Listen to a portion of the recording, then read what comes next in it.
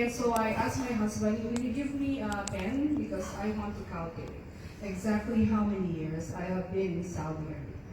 No, I've not been here for 30 years, definitely not. My calculation is I was here in Jeddah from 2009 to 2012. I was in Riyadh from 2014 to 2018. And Jeddah again for my second tour of duty here for 3 years now. So that's a total of how many, dear accountants? Do the math. Ano ko magaling kayo sa math? Simple mathematics will tell you that I have been here for the past 10 years. Of course, I cannot beat your 30, Sir Ronald, or your 20 years. But 10 years is really a very good, not only a good number, because it's the perfect number, they say, but also 10 years gives us a lot of perspective. Di ba? I have always known PICPAWR to be one of the very organized Filipino community organizations. Even before you had the PPO, I already have, met some of your officers, if not, I have been in your general meetings, etc.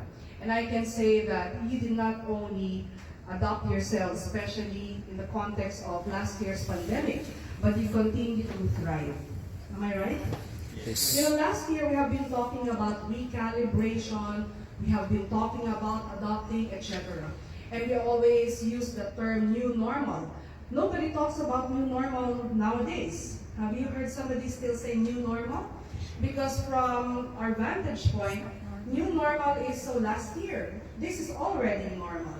And I'm glad to note that from your past president's report, you have not only adopted, but you have also thrived. And that's the reason why you're at this level where you say you're in the process of transforming. And this process of transformation is very important. Like what Ben was saying earlier, there are 3 C's that you have imbibed in your heart that has allowed you to transform even better, not only as individuals but as organizations. Credible, creative. May I actually be allowed to add one more C? What is that? Consistency. You are credible, you are creative, but you should also be caring. Caring. Diba? Why caring? You can be anything, and you can also be who you are as a professional and as a person. But if you don't care for yourself, for your profession, for your loved ones, for your society, then I don't think you can ever achieve anything. And that idea of even being able to transform is never going to be a reality. Even in the context of the pandemic, I have seen that accountancy profession, or the accounting profession, continues to thrive, especially in the areas of business, in government, and even in society. I think you are bulletproof to survive any tragedy, any pandemic. Why? Because all along these years, you have acquired the skill, the knowledge, and even the attitude or the behavior to be able to weather any kind of storm, whether it be personal or professional. And that's the reason why you are still here, making it to 30 years or even more. Why? Because you are able to transform yourselves to be better as professionals and as persons. As a feminist, I am very happy that at the helm of PICPAWR is a woman. I don't think you would, there are many men in the room, right? Yes. Majority are men. But you won't ever contradict studies that show that women as leaders are actually better. Why? Because women as leaders are able to combine and be able to navigate around IQ and EQ, the intelligence quotient and the emotional quotient at the same time. And if you refute that study, you must be living in the past. Do you agree, Mr. Dingal, if I say that? Or si Engineer June, what do you think? there's no doubt about the fact. Even si Mr. Lito, di ba? Felix pala. Felito. Tama ba yun? The woman. Yes, dapat. Ang sagot nyo, katabi niyo yung mga spouses nyo. Tapos sasabihin niya biglang no. Well, yes, I'm very happy that at the helm of your leadership is a woman. Because, like I said, I would like to emphasize the fact that a woman as a leader brings in, not only her motherly instinct, but her personality as a woman.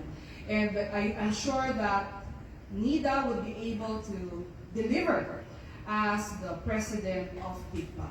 I hope that you would give her your utmost support, not only financially, but also in terms of ideas and the moral support that she would need to lead a very important organization like yours.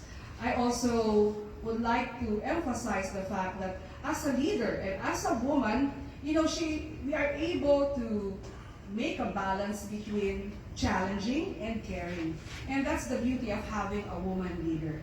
I hope that you will be able to, utilize these God-given assets and skills for you to, like what you said earlier, to make PICPAWR great again. But I refute that. When you say PICPAWR to be great again, it has always been great. Am I right? Yes. It's always been great. It's just that, of course, there are situations and circumstances like the pandemic that sometimes would make us slow down. But at this time of the year, especially we're already midway in 2021, I think that this is the opportune time for you to make a goal for your projects. And I appreciate the fact that you have mentioned the Philippine Consulate General as one of your partners. And if you consider us your partners, I hope that you will have a more active and proactive partnership with us in the coming months and also in the near future. Let us not confine ourselves with assisting, we don't anymore use, by the way, the term wards or distressed, because once they are in our custody, they are no longer distressed, because we are the ones who are stressed. Once they are with us, they are no longer distressed. We call them our residents. Because language matters. And when you speak of assistance, it should be that empowering kind of assistance that you give to your fellow Filipinos. It is not the kind of help or assistance that cripples the one you are assisting and that also drains you, body, soul, pocket. Diba? I encourage you as a professional organization to be that kind of leader who empowers people in such a way that they become independent and they are able to help themselves. It is not that kind of assistance na tatawagin nila, buong buhay nila, na utang na loob nila yung pagtulong sa inyo. The best kind of assistance is that when you give an opening to the person to be empowered, to discover his abilities and capacities, he gets away from you and tells you, thank you, I don't need you anymore. Isn't that the best feeling of all? And that's the reason why when somebody asks me, what are the requirements of a lost pastor? What do I say? Do I give this person an enumeration of the requirements? I don't. What do I say? Look at our website. Sasabihin nila, napakasuplado naman. No, it's not. But that is the kind of assistance people need. When we assist somebody, and I'm telling you this as a challenge, we always want to be having the upper hand. Hindi dapat ganun. When somebody comes to us asking for assistance, that person should be treated as our co-equal, with intelligence, with abilities, and with his personal capacity. And so I hope that you can model that kind of behavior, because I know you can, and I know that you realize that this is how things should be. And because you have a social responsibility component as one of the values of PICPAWR, then I want to see that happening. So will you support us for that? Yes. Hindi ba mas maganda yung gano'n na dynamics? Let us change the narrative of our kababayans who are always saying that they are helpless. Nobody is helpless. It's just about looking inside your heart and finding your strength and your capabilities. And I have seen that in your organization because, you're not the kind na laging nandyan na, patulong. Walang ganun eh. I can see that the kind of assistance that you are giving is that one which is empowering. And for that, we thank you. I hope that we can, sit down one of these days and talk about more partnerships or programs where we can collaborate. We have a financial literacy program, not only for our OFWs, but also for our students and other Filipinos who might be interested. And I think that you will be in a position to help us with these programs. So I see that kind of collaboration. So one of these days, I hope that you can come to our office. Our doors are always open. We are going to welcome you with a smile. We're not the kind of office where you go there, galit na kami, o suplado na kami. Wala namang dahilan. We are happy in Saudi Arabia, like you all are, di ba? So I encourage that kind of openness, that kind of partnership between us and a very well-respected organization like yours. And that's the reason why I'm here tonight, not only to give support to your organization or to witness your beautiful ceremony, it is also to affirm the fact that we recognize you as one of the important partners of the Philippine Consulate General. I have to say that this partnership will not only be that professional or business partnership, it should be a partnership between friends. And that is one transformation that you should be considering in the near future. Like Chef Willie and I are Facebook friends. In fact, I'd just like to thank him because during the time when my whole family and I had COVID, he gave me, helpful tips. I don't know if you realize that, you just made a very great impact on me during that time. It's not like I was down and out because I have been fully vaccinated, but your tips, etc., without even telling you that I am positive, he was very helpful. So, yun yung produkto ng kanya, ilang years? Yeah, he was just so brotherly, and I thank you for that. Welcome po. So, this is a wonderful occasion. It's a fellowship between friends. I like you to consider the Philippine Consulate as your friend. We have two other CPAs there, our finance officer and our collecting officer. And I will mention, if you will allow me, about your organization and they might want to join. Of course, our finance officer is very important on 2 occasions every month. Yes. Do you know when? Yes. 2 days, the 10th and the 25th. At the end of the year. And when we have something to liquidate. No. So we don't equate people like you only with mathematics or a calculator. We see the human and the persona behind it. And what I like about him, yes, he's a CPA, he's excellent in his work, but what I appreciate about him, and siguro ganun din kayo, is how he cares, especially for our locally hired employees.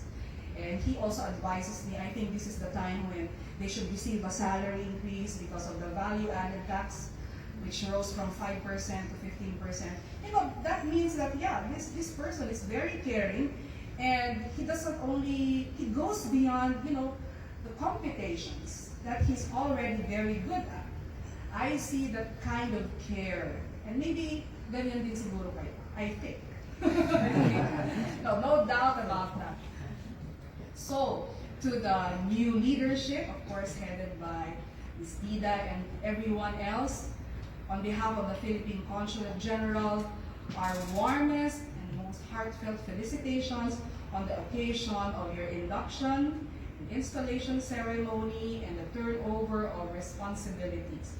It is a very happy occasion, and I look forward to the raffle. I'm not sure if I'll win, but if you make me, why not? That's not an order. It's just an insinuation, and there's a difference. So, again, thank you for having us here. My husband and I are very happy because it's like going back in time. The first function I've ever attended when I was new here as vice consul, like I said earlier, was sometime in maybe 2010, 2009, even earlier. And look at where we are now, right? What does it mean? We have not only adopted or calibrated ourselves over the years, but we have transformed. And I hope that you will maintain that commitment, that enthusiasm, and that energy to transform every day of your lives to be better versions of yourself. Thank you very much.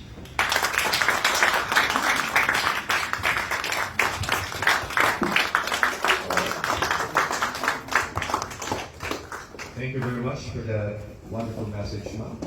Truly, 10 years total in Saudi Arabia.